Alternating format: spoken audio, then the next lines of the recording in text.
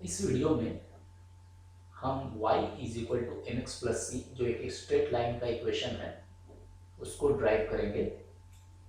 तो आइए देखते हैं इसको कैसे ड्राइव किया जा सकता है। सबसे पहले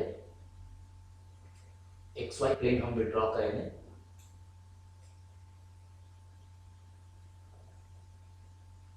और फिर हम एक यहाँ पे एक पॉइंट मानेंगे इस पॉइंट पे, और एक वाई एक्सिस पे एक पॉइंट मानेंगे यहाँ, और इन दोनों को हम कनेक्ट कर देंगे जो कि एक स्ट्रेट लाइन है। इसी स्ट्रेट लाइन का हमें इक्वेशन निकालना है।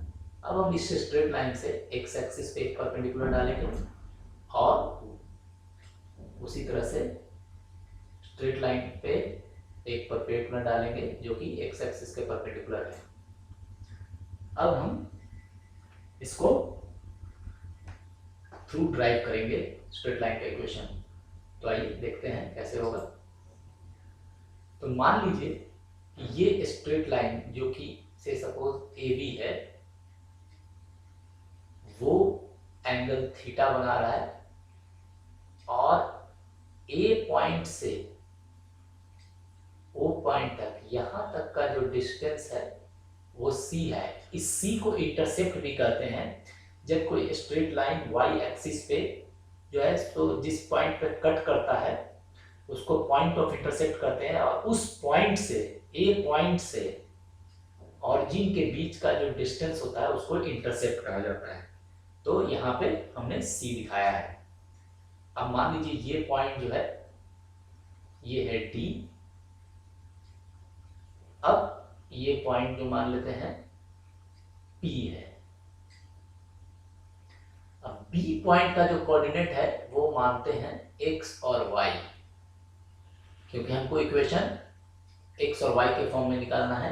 तो एक्स और वाई, अब देखिए कि वाई जो है वो इंडिकेट करेगा बी डी को, क्योंकि वाई जो डिस्टेंस है वो पॉइंट बी का जो है वाई कोऑर्डिनेट है। So B D is equal to y distance, और ओडी ये वाला जो पोर्शन है ये एक्स डिस्टेंस के बराबर है। सो हम इसको ऐसे भी लिख सकते हैं, OD is equal to directly x distance, और OD is equal to x. अब हम ट्रायंगल ए बी और पी में देखते हैं कि tan थीटा का वैल्यू क्या होगा। से सपोज यहाँ पे tan थीटा लगाएंगे। tan theta is equal to perpendicular जबकि बीपी है, और बाय बेस जो कि एपी है। अब बीपी को हम लिख सकते हैं बीडी माइनस पीडी, और एपी जो है वो हो जाएगा ओडी। अब ये ऐसा क्यों हुआ? बीपी जो है ये यहां से यहां तक है, उस ट्रायंगल ए बी के में ये देखिए ये आपका बीपी है यहां से यहां तक, और बीडी है पूरे यहां से यहां तक। तो अगर हम पूरा पोर्शन में से अगर ये पीडी को घटा देंगे तो मेरा बीपी आ जाएगा, और एपी जो है एक रेक्टेंगल फॉर्म करता है, तो AP is equal to OD. Rectangle का अपोजिट साइड इक्वल होता है। तो ये कॉन्सेप्ट से हमने लगाया है।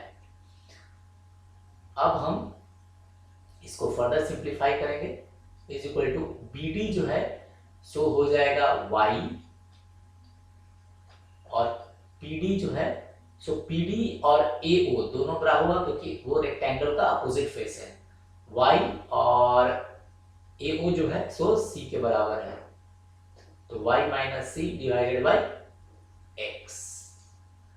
अब इसको अगर हम फर्दर सिंप्लीफाई करेंगे तो tan theta is equal to Y minus C by x.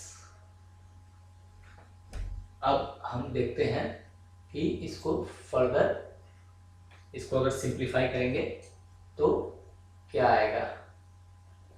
So let's see,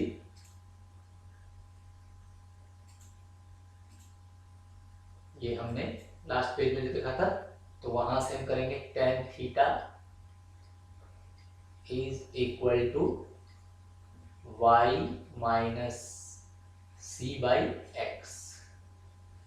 और स्ट्रेट लाइन जब इंक्लाइंड होता है तो उसी को स्लोप कहा जाता है।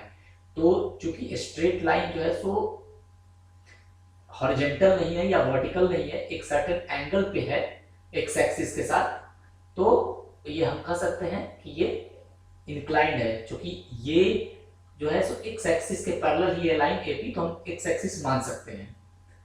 तो इस तरह से जो है सो हम स्लोप को tan थीटा भी कहते हैं, और tan थीटा को कोऑर्डिनेट ज्योमेट्री में m से इंडिकेट किया जाता है।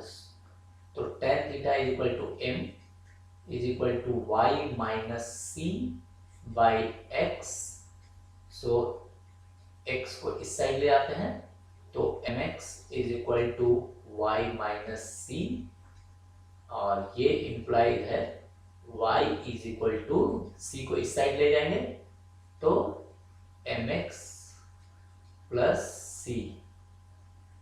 सो यही इक्वेशन होता है स्ट्रेट लाइन का, y is equal to mx plus c, जहां पे m जो होता है वो होता है स्लोप ऑफ लाइन, c जो होता है इंटरसेप्ट